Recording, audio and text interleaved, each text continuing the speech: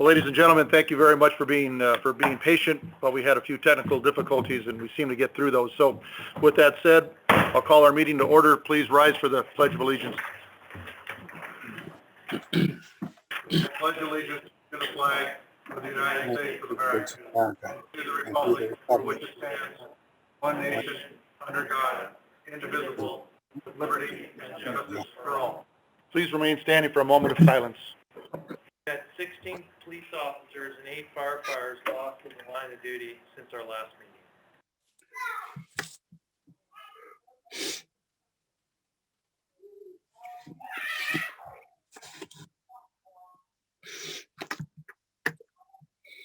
Thank you. Please be seated.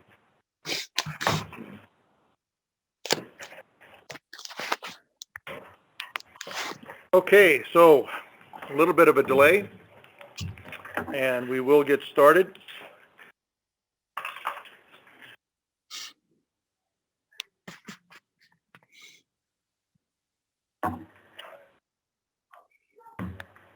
And Chief Troutwine, do we have any public members of the public addressing us today? We do not. Okay, thank you. Just wanted to make sure. You had the floor. Okay. Our regular business is now our second item, which would be our consent agenda. We have our November 16th regular meeting minutes and our November 16th executive session minutes. Move to have the consent agenda approved. Do I have a second? I so motion. Okay, it's been seconded. Any further discussion? All right, all in favor? Aye. Any opposed? Okay, the consent agenda is approved. Our next item on the agenda is our financial report and updates from our Director of Finance, Gabe Boldra, who should be addressing us via Zoom. Gabe? Yes. Can everybody hear me okay? Yes. Perfect. All right. Well, good evening, Mr. Chair, members of the board. Before I get into the financial report, I just wanted to give the board a quick update on our annual audit. We are kind of finishing up, putting some final touches on things. And the plan is to have Beach Fleshman, our audit firm, out next month of January, to actually present the audit report, as well as the annual comprehensive financial report that the district puts together, that gives a little more detail into the operational of the district, as well as some financial background and history. So with that being said, looking at the financial report for November, next slide, we'll have the first tax levy revenue for the month was at $2,356,000. We were under budget by $555,000 on tax collection, but when we get to year to date, you'll see that we're actually ahead for the year to date standpoint. Non-levy revenue was at Non-levy revenue was at $241,000. We were over budget by $30,000. And really the majority of that variance is related to ambulance revenue. We were $36,000 over budget for the month on ambulance revenue. And I'll actually talk a little bit more about ambulance revenue when I get to the year-to-date numbers. And before we move on to the next slide, you'll see from our expense standpoint, our total expenses were at $1,254,000. We're under budget by $123,000. And as you can see, we're under budget on all major categories there. So really in a good place from a financial standpoint when, obviously our revenues are coming in strong and our expenses are staying either at budget or below budget. Next slide. As far as year to date goes, our total revenue is $11,030,000. We are over budget by $664,000. So first of that 11 million, 9 million of that is the property tax collection. And that's trending ahead slightly. We're about 120,000 ahead of where we projected to be. But our non-levy revenues actually makes up 540,000 of that variance. And that is really in two areas. One, our insurance for billings, for our ambulance billings. We're at a 1.3 million in total ambulance revenue through the month of November. And that puts us about 425,000 ahead of budget. I am happy to report, since we made the transition to the billing company, not only have we seen, some savings from a cost of billing standpoint, but our actually collections have gone up rather significantly. We're collecting about $65 more per transport. So with the decreased cost and increase in collection, we're projecting that that's about another $280,000 swing for the fire district from a revenue standpoint. And so really strong numbers coming through so far with that transition to A and B on the ambulance billing. Looking at our total expenses, you'll see we're at 6.8 million, which is 742,000 under budget.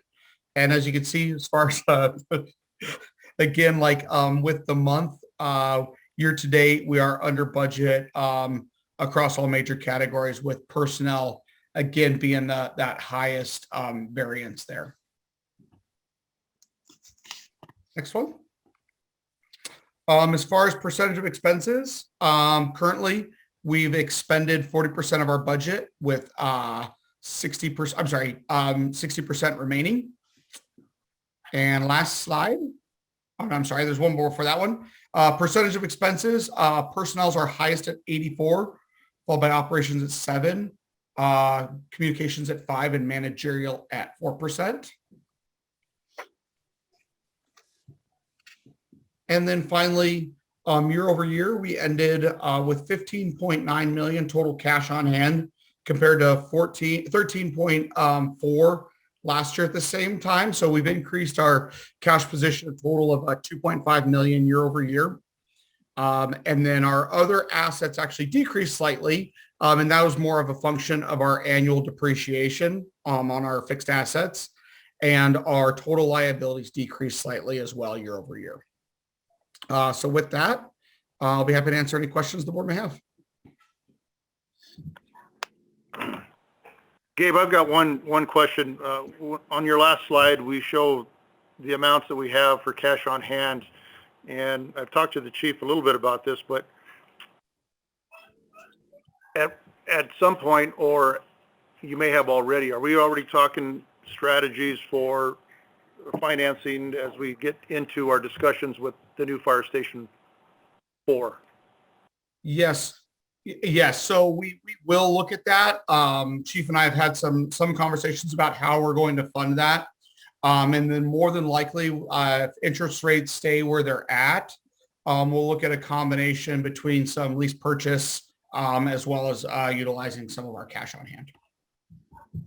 Got it. And Chief, I think we're also perhaps haven't been moving as quickly as we could have based on the current situation nationwide, worldwide, as far as the supply and demand, the cost of those items,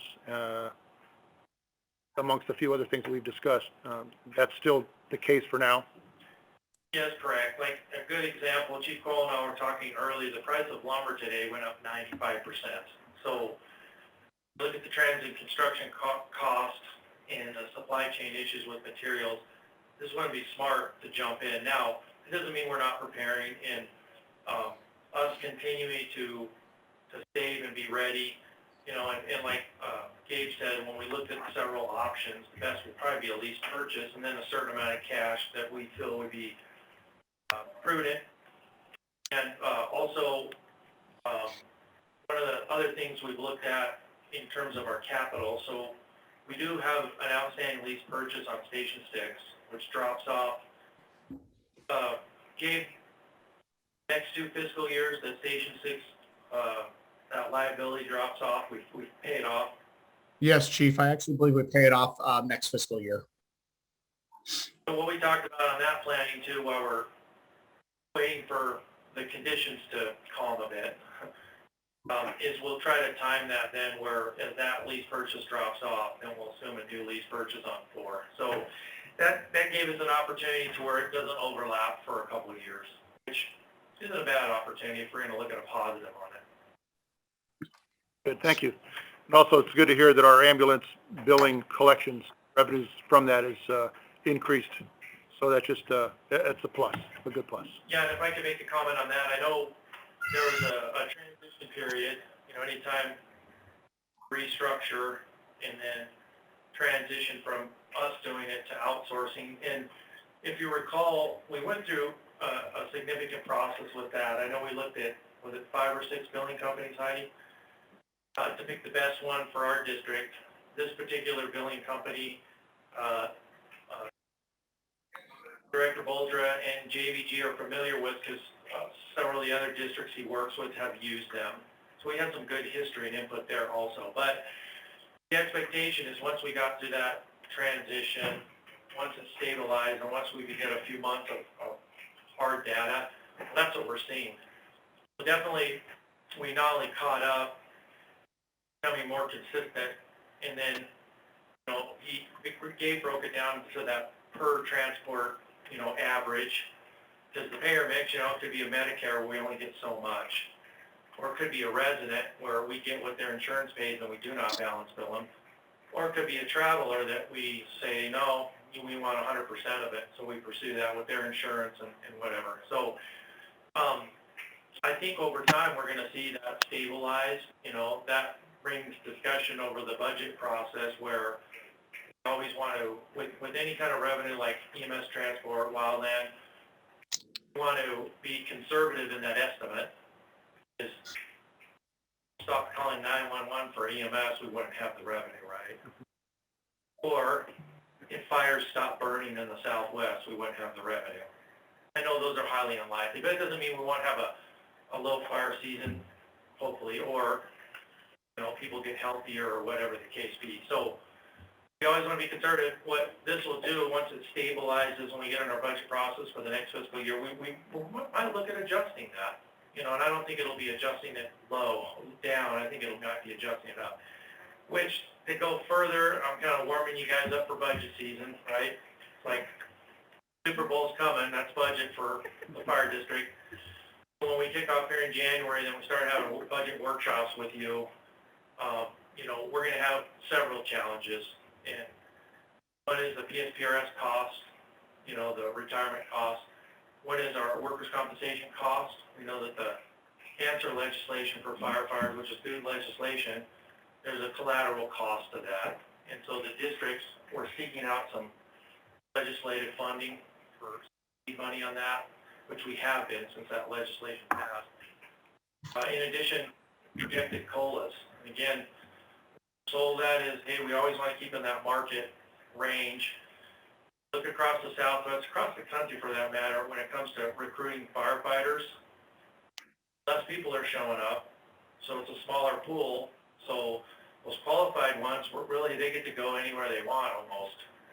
So what we want to do is make sure that we get that qualified firefighter because of our wages, benefits, and how that fits. So I know I went a little bit outside of that discussion on ambulance billing, but it does fit nice if we're trying to get offset and balance the budget and get a little here but take a little there. So, and I feel obligated to give you a little warm up for budget season because I'm really excited. I'm really looking forward to it. I am excited about that. So thank you, Chief. Do we have any other questions for Gabe or the finance report? Okay, with that said, I'll move to approve the November financial report as presented by Finance Director Gabe Boldra. Do I have a second? Second. Okay, any further discussion? All in favor? Aye. Aye. Any opposed? Okay, the November financials report is approved. Thank you, Gabe. Thank you, guys. Merry Christmas.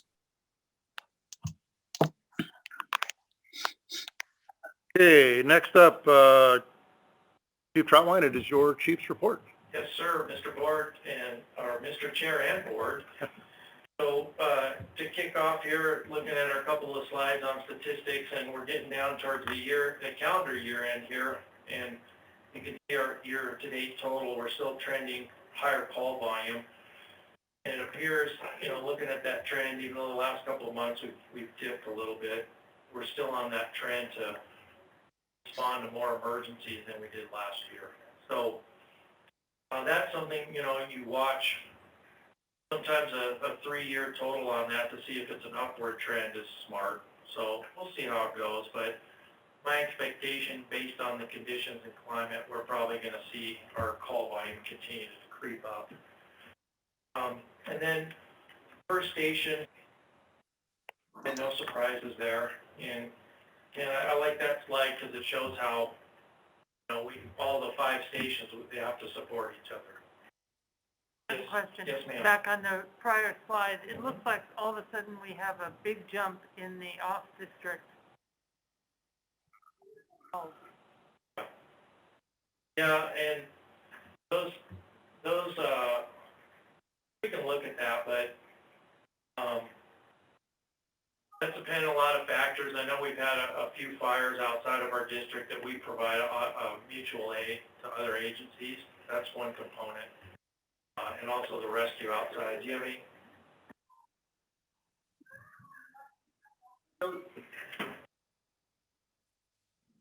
Those are not, like, so we kind of, that term, usually, in this case, it just means on the freeway, or so I can tell you what exactly those calls are, but what I can tell you is none of them were deployments where we sent resources out of district, like on large events, someplace. They're all things. Unfortunately, what it doesn't show because of the, how, when we receive that aid back, the number of times we received it, the rest of them are embedded in our district boundaries. Other agencies are agencies, especially.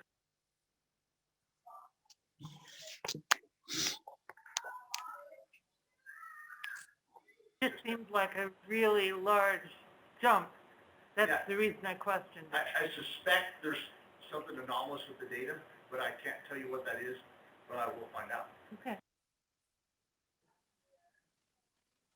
Right, excellent.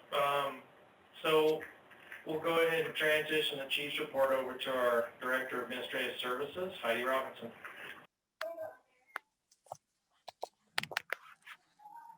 All right, thank you. So sorry for the technical difficulties at the beginning. Transitioning from old users to new users.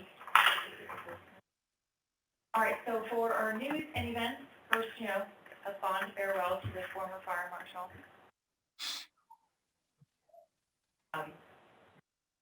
But that was a great ceremony that we had, and thank you all for coming to that. It was just a lovely tribute, and I do appreciate all of your participation in that. The telecom assessment, so we had gone through the whole bid, we contracted, we've had several meetings, quite a few regular updates, so we're doing bi-weekly updates with the fire chief, their representatives, and usually Chief Hoyle and our telecom manager, Bob Moats, and the process. So they are sticking to our RFP pretty much to the letter, which is really good to see. So we're on track. We're going to stay on target. The completion date for the assessment with the full reporting and the recommendations is to be complete by the fiscal year. So we are on target to be able to accomplish that at this time. Some things that will affect that might be weather. If they can't access some sites due to weather, can't do the testing that they need to do, or if we were to have any kind of personnel issues with any illnesses or vacations or things like that. So right now we're on target. We're really happy with that, and they're very responsive. We want to thank anyone who participated in the Toys for Tots fundraiser. That was a great event that we had out at Station 3. Firefighter Mark Feeney did his 12-hour ride with another team of tandem players. Collected toys in the bins. We had our boxes at each of the stations. We had a partner in a neighboring jurisdiction who had toys that weren't being collected, and so we came to the rescue and rescued those toys and added them to the collection, make sure it all got taken care of, and our public education went and took care of most of that for us. So, thanks everybody for participating. We do it annually, and we'll try to keep beefing that up because it's a very rewarding. We are to plan for our annual awards celebration. The awards committee did meet last month, And it's a committee that's comprised of district staff, so it's well distributed among rank and department, with the fire chief leading the helm on that. So they met, talked about the parameters. We issued our call for nominations. If you are interested in nominating, contact our Human Resources Department, and they can help you with the form and get a nomination in for a crew or an individual for one of our many awards that we do annually. The committee is going to get together and plan a celebration this year. We are hoping that with all the circumstances out there, we'll be able to have some sort of celebration live and in person with everyone. We are thinking of doing it in a good weather time so we can do it outdoors and make sure that everyone is safe with protocols. We still have a call out to the Sedona Police Department to do the interagency picnic celebration. We were looking at that for the spring. They may have a conflict with the date that we suggested, so we are waiting for feedback on that. But we are looking forward to that collaboration as well. For our staffing updates, we did our fond farewell to the former fire marshal. We've got our new fire marshal here, who I think is up next, which is super. Staffing updates. Beyond that, we have, in fact, hired and confirmed our new executive assistant to leadership, who will begin on Monday. No one is happier about this than our stand-in clerk, Michelle Miller. I know it's beautifully raised her hand. Thank you for that, and thank you for filling in for all of that. So we're going to get her started on Monday. We'll make a formal introduction with her new position here. We'll swear her in on Monday morning, so we'll send out that little invitation. And yeah, so we're very excited about it. We'll get you all introduced, and then you can start sending your requests and needs. So we'll have that working out for us. I didn't put it on the little slide, but we will mention that we do have winter, the AFTA Arizona Fire District Association. The winter conference is in Tucson this year, coming up in January. We have Board Member McNeil signed up for her statutory training. We are going to include our Fire Marshal Dory Booth into the statutory training, or wherever else she wants to go and observe. And then we will, in fact, be sending the new executive assistant to leadership for that statutory training as well. That will really help get her up to speed on the board responsibilities and duties and meeting people in the district. Fire Chief will be joining you all on that trip as well, so that's something to look forward to. Our mental health moment, it is holiday season, so whichever holiday you do or do not celebrate, it can get a little hectic and we kind of forget to focus. We're focusing on others. Maybe at this time forget about ourselves, and maybe we don't need to do that. So think about that. It's not always a joyous season for everyone. Some people do get melancholy, depressed, suicidal during the holidays. It is a sad fact. And so be mindful of that. Be mindful of your loved ones and your neighbors and your friends and your coworkers. And when you see those signs of stress or disengaging, that you take an extra moment to let people know that you're listening, that you're there, and that you care. So with that, I will end my presentation. Thank you again for your patience at the beginning with the technology, and if you have any questions, I will entertain. If I've got one question, and that was with our telecom assessment. Is that going to be in the form of a report that we act on at the very end, or as things come about in the process of that we may have to act on things to make adjustments? And I might let Chief Cole speak to that, but for what we asked for is a report at the end, and so we are going to receive a report at the end. That is what they've responded that they will provide. In our every other week, we have a status update. They send us a printed report, and then they with the updates of what they've accomplished, what they're doing next, any barriers, any issues that they've come across. I don't know if at a certain point as that work progresses, if they'll have suggestions of things that could be actionable immediately. I don't anticipate that. It isn't what it sounded like when we worked on it, that it would be a large multi-year plan on any corrections or suggestions that they might have. I don't know that anything were immediate fixes. Did you gentlemen get that impression? No, unless in their assessment they found something that they said, hey, you should address it immediately. And we don't anticipate it, but we do anticipate, hopefully some really good findings on how we're gonna plan and organize and move forward. Anything else on that? I would just like that to be informative. Gotcha. Okay, thank you. Chief? Okay, thank you, Heidi. So we'll go to our Assistant Chief over Operations, Jason Coyle. Good. Actually, so we'll run through these and then I will be happy to answer any questions that you may have. COVID-19, so the big headline for us is the same headline that you see in the newspapers, and that is looking at Omicron. Right now, the position that we're taking is that all the mitigations that we have in place, which align with the CDC standard, our unvaccinated or vaccinated employees are still in place. And we do anticipate, I do anticipate, occurred where this variant was first found, doesn't necessarily mean it's where it emerged, where it was first genotyped, where they could identify. It rapidly became the dominant variant. So that means that it's more fit, it outcompetes the current variant that's in circulation. What that doesn't mean is that it's more virulent, that it's more likely to cause disease. We'll continue to watch that, continue to daily evaluate of our mitigations, and provide the desired effect. We're able to maintain staffing levels. Outside of that, it's going to the board, anybody else is listening, that emerging evidence shows that if you have natural infection and then get an mRNA vaccine, a booster of either the Pfizer or the Moderna vaccine, recommended for greater protection from the variant, just because part of it sticks to your own cells, a lot more changes in it. Significant incidents. I went out of district a lot based on the slide.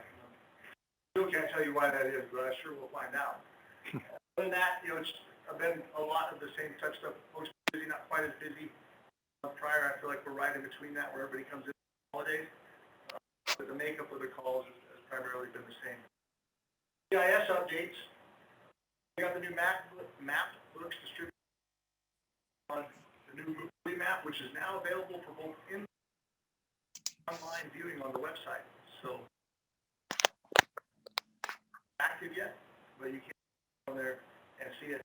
And the major efforts that she has going forward is redesigning the Jeep trails so that they're easier for us to identify in the map books and on the iPads, and continue to work on the next generation 911.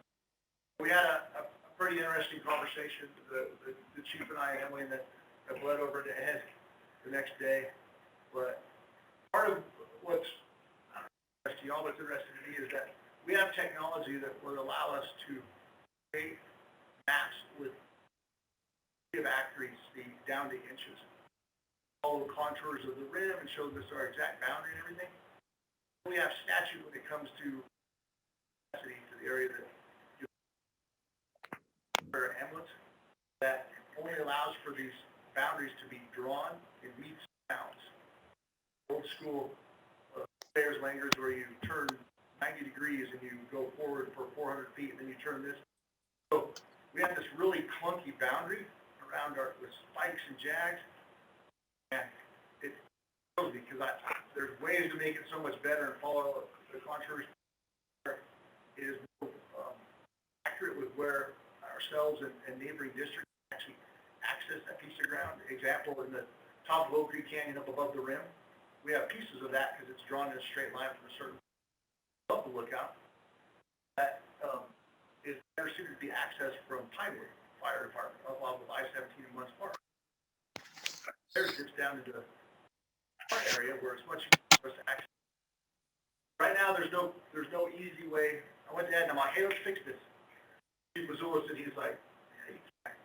It's exactly how it has to be listed in statute. So, while an opportunity, there's some things now with the statutory conditions telecom updates. Interesting issues occurred last month.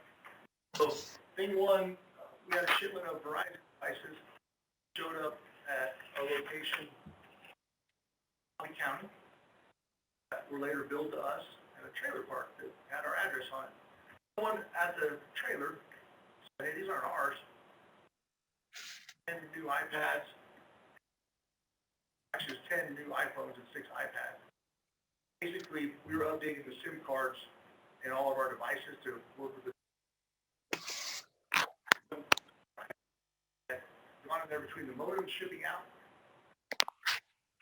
putting place in the order being which was like a zero cost order, changed it to the actual devices, changed it back. So we got to paying attention, especially for large organizations, maybe order those by the hundreds. When we were billed for them, we would have gotten. And so Verizon's been made aware of it. They were cost to us. It was it was a pretty good scam. And, speaking of scams, so ourselves and 180,000 of our closest friends are all been impacted by ransomware that attacked our staffing program. For 180,000 users and 250 and locked down their servers, and Jules and I were listening to a web. They're defining the details of it, and I can tell you, it sounded like UKG, like the parent company that owns Telestaff. Did what they could at the moment. It was a threat that nobody had seen before. That's just not to talk about anymore with the public. But that was the beginning of it, and this last Sunday night. The really cool part was that Monday morning, at SBI, he got an email from me about 3. Called me at 4:30 in the morning. We came through this program, but I was committed all morning, and so sat down with executive leadership, and they had a plan developed for the next 72 hours, and then how to make this work. Because the only information we had at that time from the parent company was it was going to be several weeks. We still don't have a date other than. So they had an alternative staffing program. Everybody worked collectively up and running that morning. Have any disruption in our service.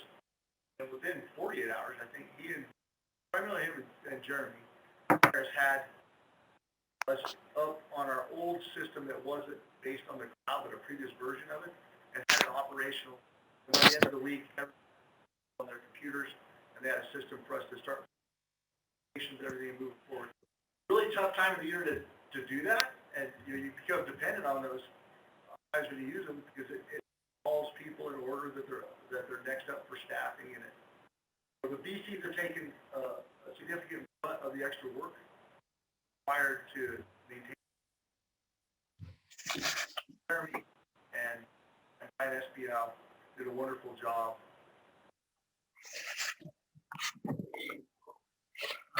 Last thing, comment I want to talk about is that we need to look at some issues with our towers, and some of the improvements that were made on them have been identified out at Station 3. Working with our own tower engineers, their vendors, to make sure that we have a shared understanding of who has what piece of accountability. Moving forward, that project moving forward will consist of. And so it's not sexy behind the scenes, but if the tower was no longer capable of carrying the weight that it's supposed to carry, what happened to it? It affects our ability to provide service in the community. Those deals that immediately went to the top of the list. With that is the end of my report. I'd be happy to. A comment for staffing. Many people don't realize how critical staffing is, especially in this career field, emergency services. We don't have any idea when this will be fixed. We don't and we're doing it manually, and we seem to be staffing the stations. It has not led to any known vacancies. It hasn't led, I should say known, that's not what it has not led to any vacancies to drop below our minimum staffing. We do not know when with the current web-based version that we were operating on, back up and running, we have the automation from an older version of the, probably the biggest limitation of the version that we're using now is that individuals can't just go onto a web application and check their staff.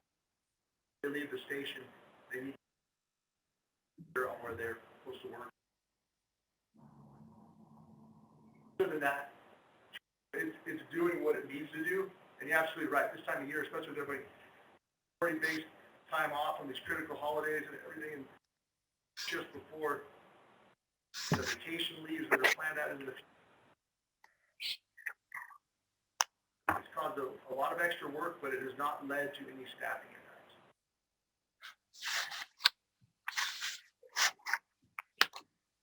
Those first couple of days, the battalion chiefs with paper and pen were calling captains and saying, hey, who are you coming in tomorrow? Who's on your crew? Who has a trade? Because again, we went completely. High mentioned. So the two main impacts are to our staffing capability of tracking that, and also payroll. That hotel staff program is how we calculate payroll. So fortunately, when the system went, the 2-week payroll that was due went in that Saturday morning, and then later that night is when the whole system went down. So we were fortunate on that, but then it's a heavy lift moving forward to get aligned. Payroll and admin staff have done an excellent job aligning that out, because again, we're closing out a calendar year, so the IRS kind of wants to know what we made and all that. For some reason, I don't know why. Just they're very pushy people, but we appreciate them. So anyway, payroll is really concentrating to make sure that's accurate for all our employees and for us as a district. And moving forward, just getting back to the old school way of calculating that and getting it right. So heavy lift there, but several admin staff and Heidi's supervising that are just keeping on it. So my hat goes off all the staff the same thing.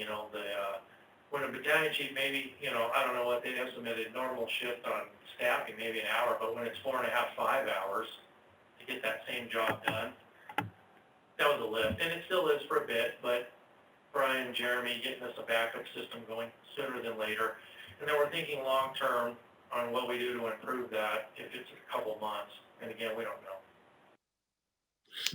Well, it just goes to show the resiliency of the staff when they're faced or confronted with something out in left field, on how they just regroup and come together to create that system, to help us get through it. So thank you to the staff on behalf of the board, the staff, and everybody else putting their heads together to come up with a temporary solution until it's squared away with the program. So thank you. Pass that on. Thank you. Yeah, for a moment I was hoping might get assigned to an engine. I tried to sneak it in on the pad and paper, but then the BCs figured it out quick and sent me home. So very disappointing for a moment for me. But exciting. All right. Well, thank you, Chief. I appreciate that update. Chief? Thank you, sir. So we'll go to our Community Risk Reduction Division Chief Dory Booth, our Fire Marshal, and Dory, I think this is your first chief report meeting, isn't it? Oh, first are good in the fire service. Fair Board, thank you for, I've truly enjoyed my first 5 weeks, I think. It's been exciting. All of our numbers are up for the most part, with the and that's a good number.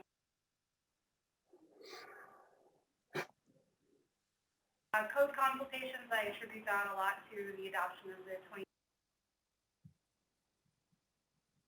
A lot of questions on that. With those changes, but a lot of positive feedback from designers, numbers up from a business standpoint. Sections of for us, especially in occupancy, the feedback and allowing their models that pivoted. So they're now starting to let people.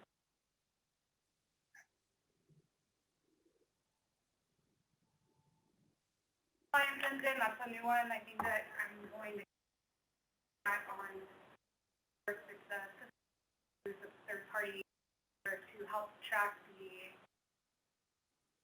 reliability and the of our systems for fire alarms.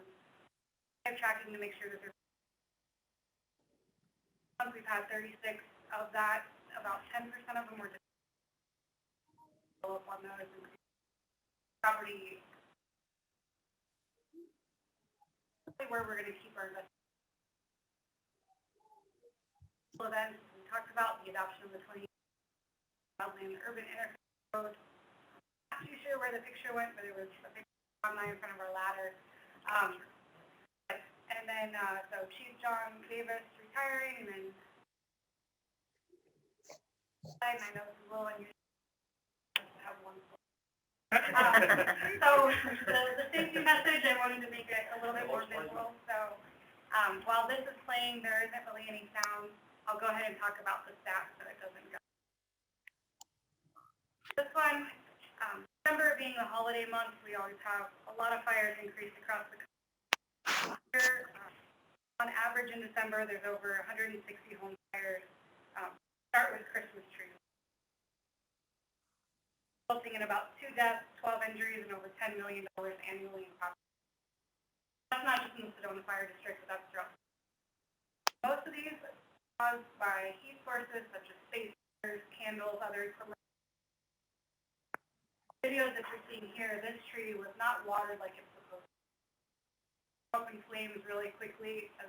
So, and you can see modern furniture. It's made out of a lot of plastics and lots of holiday decorations. Another one, not chewing on your lights. A lot of decorations in our homes during away from heat sources. Fires of Christmas tree fires around the country occurred in January. The one that you're going to see now in the video is a tree that's been properly maintained and watered daily, but they still can catch fire. It's a live tree. Holiday decorations average 790 home structures throughout the country. Again, as well as candles, lights, other decorations, things like decorations around your stove. There's another one. A lot of information that you can find on NFPA's website. Also posted on ours. But long story short, water you can choose to have live trees.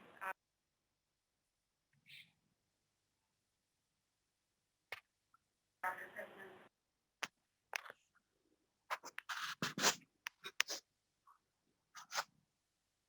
Do we have any questions for our fire marshal? Nope, but welcome aboard. Thank you for your presentation. It was interesting. It's, you see live trees without water, live trees with water. Is there any data on artificial trees?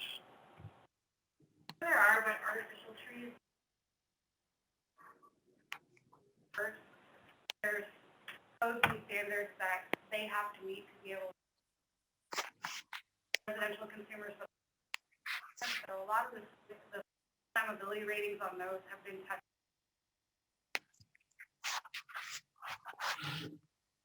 Especially for when we have trees and see if they're Super. Thank you. Questions? Again, and welcome aboard, Chief. Very good, thank you. Thank you, Dory, for your main point here. I like the 2 slides. Maybe that's a tradition. The new executive comes in, you get 2 slides. And the chief, why did the chief get 2 slides? So that was good. One thing I want to say too, just to back up, it's nice. It's Dory and I have been oriented and just getting up to speed. One of the things I've been emphasizing to her, and I will to the board again, how critical CRR is. We say before, if we prevent the emergency or build the structure in such a way that it minimizes the emergency. Fire service is interesting how we've done that, and we've kind of gotten ourselves out of the business of fires. That's intentful, and it lowers injury and death, it lowers property loss. These fire codes and how we apply them, it really does work. That's why it's here. And we're seeing that impact in this community over time.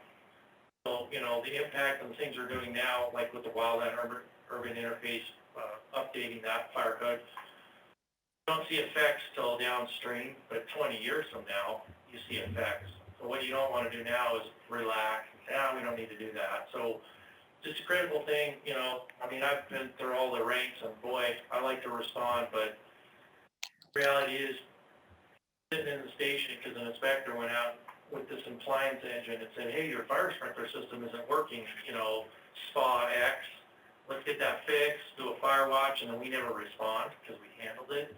And that's the kind of thing that's happened out there, so great job for that division. I want to transition over to Division Chief Mazulis here, and one thing I want to say before he gets to a run at this is we literally are just finishing up the job descriptions, RGS, which is the same consulting company that helps you find a fire chief. I understand a very good fire chief. I don't know, that's up to you. Anyway, we've used them, and I shared with you a few months back how we started at the top with assistant chief, both division chiefs, and then our director of admin. Really getting into those essential functions and job descriptions and competencies, doing it correct so we have really clean stuff.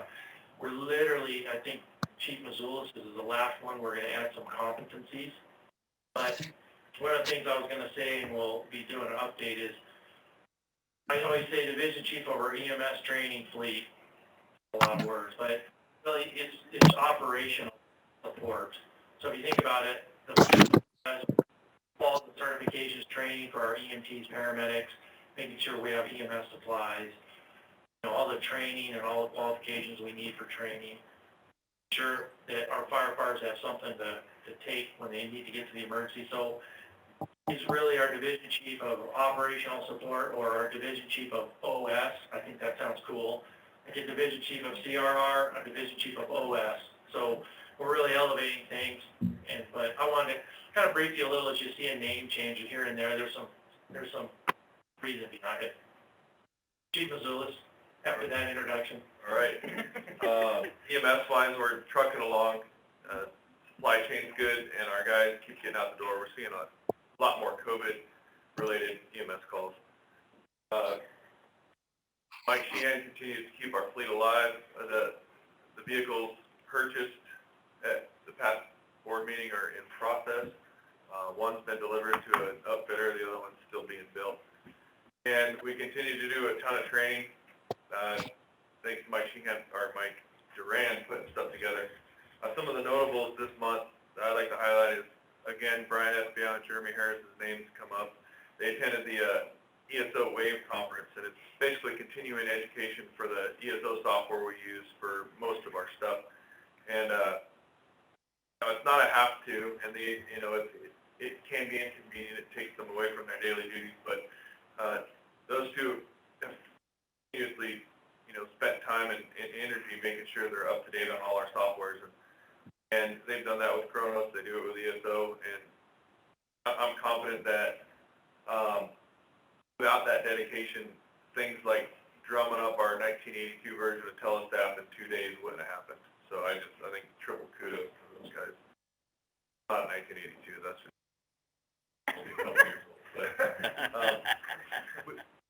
we have a continuous cycle of guys and gals floating through a third-party paramedic program, and right, as of last month, we had 4 folks in varying stages of the medic program, and last month, firefighter Tyson Harding is completed.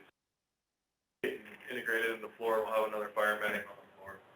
And we continued with our helicopter recertification with DPS so that we could do the short haul stuff. But that's just some of the highlights. And then Chris Aaron, we continued, as the chief mentioned, we're kind of at a point where we've got a solid 6 months of data on the ambulance billing. You identify little pieces to kick off our plate and some paths, if you will, and then integrate her into the EMS ordering and working with training to adopt and get good at all the administrative pieces of our training division, because Mike Duran has got about 2 years left, and give us some bandwidth to have somebody that knows what goes on in our training division as we transition to a new person down the road. So just get everything going and all is well. And if there aren't any questions, I'll pass the mic. I have a question. All right. Several months ago, we talked about the collection of data for the additional mechanic.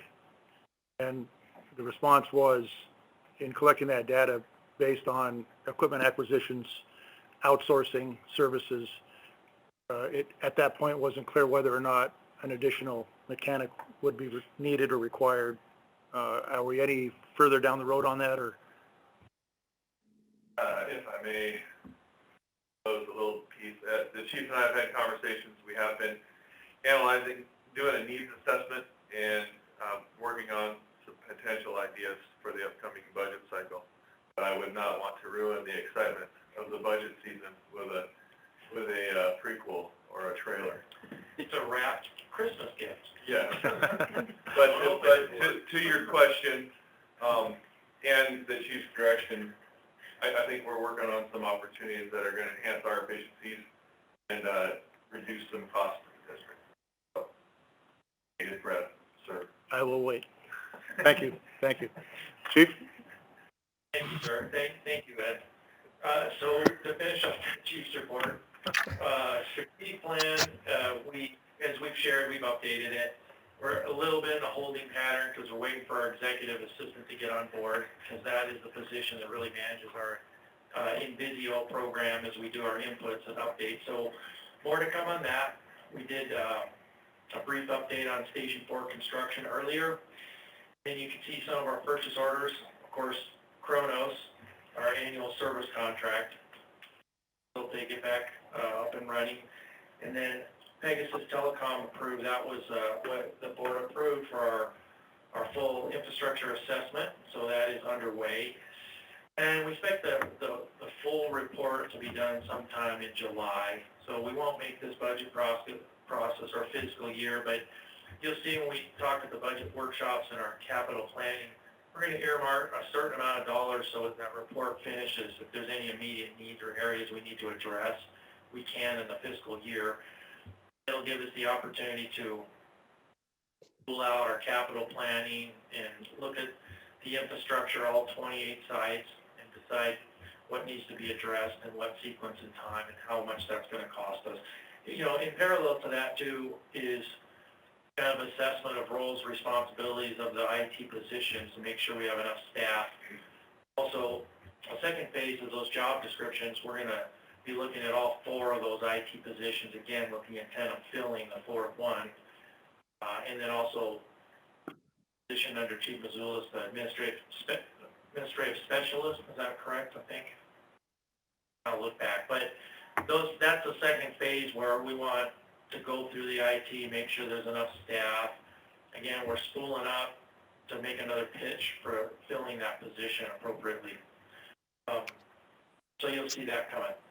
Our public outreach, you can see our social media outreach, and correspondence, thank you letters, please, again. Always take time to look through those.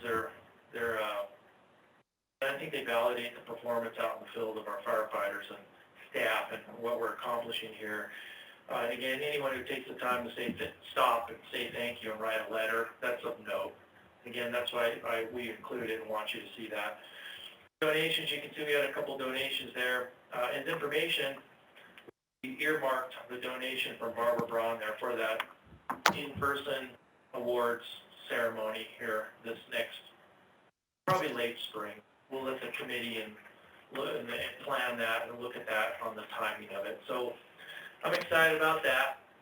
I'm hoping we don't get another variant or something where Chief Coyle in his serious scientific tone says, Chief, this isn't a good idea to do this in person. And then I go home and yell at my pillow so I feel better, and then come back and we go to Plan B. So but we're looking forward to that. So I believe that ends the Chief's report unless there are any questions or comments. I have a question Yes. about the public outreach and communication. My question is, where does the responsibility overall for our community sit? If you ask that. So when it comes to our social media, public outreach communications. It's a little bit of a teamwork. The PIO function is really under the fire marshal, but as we've updated our executive job description, it's really our administrative director is going to be taking a deeper role in that social media aspect. We're looking at updating our website. We're going to look at all those communications. Day-to-day, when it comes to just posting social media, that's the battalion chief because they're here every day. And that's where you get a lot of that information from them. But I'm excited that we're going to turn a corner there and we're going to focus a little more on that overall message. So we're looking forward to that. That's great, and it just occurs to me that we're probably getting to a place where it would be useful to have an annual community where we know certain things are happening, we can get ahead of them, and to me, the benefit as a board member would be that I know what the plan is and I can support it. So just a thought for you as you do this. Yes, To I think create that's one. excellent input. We've talked about that in terms of like a calendar kind of plan where we don't have one focal point where you can click and go, here's what the district's doing over the year. We have different training calendar, ops calendar. So yeah, that's very good input. So definitely we'll take that into account. Okay, thank you. That was a good point. So, okay, that sums up the fire chief's report. Next item on the agenda, under the board member items, there's discussion, possible action, or staff direction for the adoption of the 2022 board meeting calendar. In our packets, that was added at the 11th hour. We could see where you guys haven't reviewed it. This is the 2022 scheduled dates. Actually, they should be the third Tuesdays of each month. Correct. So I have And a our question about August, Okay. because I think the date that's in there is the Monday, and I wondered if that was intentional or just we got the 15th. That was an error, and unfortunately, it did get uploaded without it being corrected, so it is in fact the 16th. That is a Tuesday, and that is the intent for it. That is August 16th, right? Correct. Okay. I don't believe this year we have a board workshop. So we left it there for discussion. We do have a new board member. So technically, by the way we have been operating with our policies, when we have a new board member, we do a workshop. If, because it's not an elected board member with an appointed board member, if you would like to forego the workshop, we can do so. We just wanted to put it on the calendar for a suggestion for you so that you'd be able to look at that date in case we wanted. The winter conference is what date? It is in January, the 21st through 23rd. The 21st, I believe. Yeah, I think it's the 20th. Yeah, we may, as a board, opt to look at the January conference so that you receive the statutory training that you need, plus additional ones if you want to, and table this workshop. And then following this coming November election, that February is when we would probably be best to reschedule that. That is not a problem, and if the board elects to do so, Yeah. we can make that amendment into the list that you'd like to table or strike the board workshop. Okay. Because Helen is already registered for Right. statutory training, so Yeah. we're not concerned with her not having that information. That's more of a familiarity with what the district does and how we operate and work as a team. We're more than happy to assimilate you and into our practices Yeah, without that formal workshop. Let me just pull the rest of the board. I mean, Janet, what's your thought on doing just that, attending the January conference and swapping the workshop, or do you feel there's a need to have a workshop?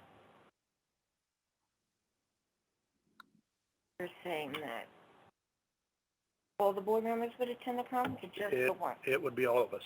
Okay, all of us. If that's necessary, that would not be required. It wouldn't be required, but if you're going to have this workshop, the expense we go through to have printed material and the members who present there would be to our advantage to attend. But that's why I want your input. Yeah, it would be for all of us. Board workshop, not the one that's off-site. You're talking about the one that's created. I'm coming to you next, Al. Yeah, I'm fine with tabling it, but Helen is the newest board member, Well, so I'm going anyway to the one in, the conference. It's it's just, by the conference. they hit, especially Mr. of, open meeting law, other So that's things. all what, That will all be. that'll all be covered if Bill is actually doing the If presentation. Helen's fine with it, I'm fine with it. You're fine with tabling it? Yes. Okay. Al? I'm fine with tabling it. Now, the conference down in Tucson, none of that's virtual, it's all in person, right? That is correct. There is not a virtual option. And again, if you're encouraging them to attend, if they're able, an off-site, it is an expense that's not necessarily budgeted for all of you to attend. That is not something that we have to worry about, but if we're looking at a swap from a local presented, it's us and our district, it's a different concept. It's not the same training. If I'm not mistaken, other districts have done a workshop and have received credit. No, our workshop is for information only. It's something that we adopted here at Sedona Fire to make sure that the board members are comfortable with our practices, our processes, the way we function as a district. Not the way all districts function. That is how the conference is intended to be educational and continued learning and statutory training as board members as required by state statute. And then it's informational for fire districts. It is sponsored. It is a paid program. You have to pay to attend. You'd have to stay. Our internal board workshop is the one that's on your calendar as an optional piece. It's something that we developed to make sure that our board members felt comfortable with governing board for our district. Thank you. So it sounds as though that three of us, I would place myself in a position where I would just as soon see that table to after the next election for the new board members, and we could get everybody as a whole. That's that item. The August 15th to the 16th is the next item. And I also wanted to bring up on this schedule, December 20th is the Tuesday for just before Christmas, as we are in this position now. And in retrospect, do we as a board want to keep that date or move it forward a week? I actually thought it was a week ago. I had it in my calendar and everything. It's funny how that worked out. And this is where we discuss this, because once we approve this schedule, then that's the schedule that we try to keep for the new year. So this meeting very well could have been last Tuesday had we had the foresight last year at this time. So, and that way we all could be here. Although we do have the advantage of having a Zoom presence. So if you want to keep it at December 20th, we can. If you feel we should move it up a week, we can do that too. I think that creates a little bit of toughness for staff to come up with the numbers that they need to come up as well as finance. Yeah, for the report. and I would ask that, so Gabe, if that would make it December 13th, is that a little tight for you for financials, or? So look at the calendar. Did you mean January, not December? No, we're talking about December 2022. Oh, you're looking December 2022. My apologies. We're looking a year ahead, but that would make it December the 13th, a Tuesday for the second Tuesday. Would you have a conflict with providing the reports or a team member to present it? Yeah, I mean, we could definitely, I mean, the issue would merely be getting the report, by the 6th. I don't think we'd be able to do that. But as we know, we already have that challenge sometimes with the county, but I don't see why we wouldn't have the county reports by the 9th or 12th to where at least they would be ready to present on the 13th. So that's basically, it would be okay then to go. Yeah, so the messaging that I'm hearing is that we like to have the financials to you, so that you have a week to review them. We try to make sure that we have a board packet to you by the Thursday of the week prior. Correct. It may not include your financials at that time if we don't have the information from the county with enough time to prepare the report. So it would be enough time to present it at the meeting, but maybe not in advance. Okay, gotcha. Okay, if Yeah. you're comfortable with that, then we'd be happy to make that change in the date for you.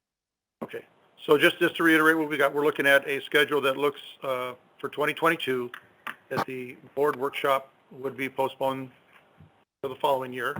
August 15th goes to August 16th, because that's just a typo. And the December 20th would go from the December 20th to December 13th. December 13th, Right, yes. we all agree on that? Fair enough. Okay, so with the consensus of the board agreeing on what was just stated, with those changes, I think we could approve this schedule as it stands. Yes, Agreed upon? agreed. Agreed? Yes. Okay. Anybody not like that? Huh. Okay. McCarthy here, I'm in. Gene, Yes, you're in. Okay, thank you. Gotcha. Okay, so short of it being a motion, it was done by consensus. This will be the schedule that we opt for 2022. All right, we will amend it and post it. Thank you very much. I appreciate that.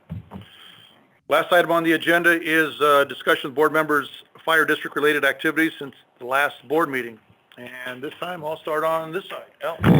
Nothing of extreme interaction except for passing some of the fire district's post on to my page. Quiet. Okay, thank you. Gene, are you there? yes, I am. Yes, I am in lovely, balmy Portland, Oregon. Okay. And so, first of all, I would like to say a very, very sincere Merry Christmas to all the staff members, my fellow board members, Gabe, Fire Chief. It has been a wonderful year, and I wish you all very well during this Christmas season. And I'll see you when I get back, and Chief, we'll reschedule that meeting we were supposed to have. Yes, sir. All righty. Thank you, Gene. Janet? It's been quiet with me as well. Reiterate, Jean, happy holidays to everybody. May they all go smoothly. Thank you. Helen? And I'll be the third to say happy holidays. And to say the only real fire district activity has been my chirping fire alarm system, which may in the very near future result in a phone call to deal with the 14-foot ceiling.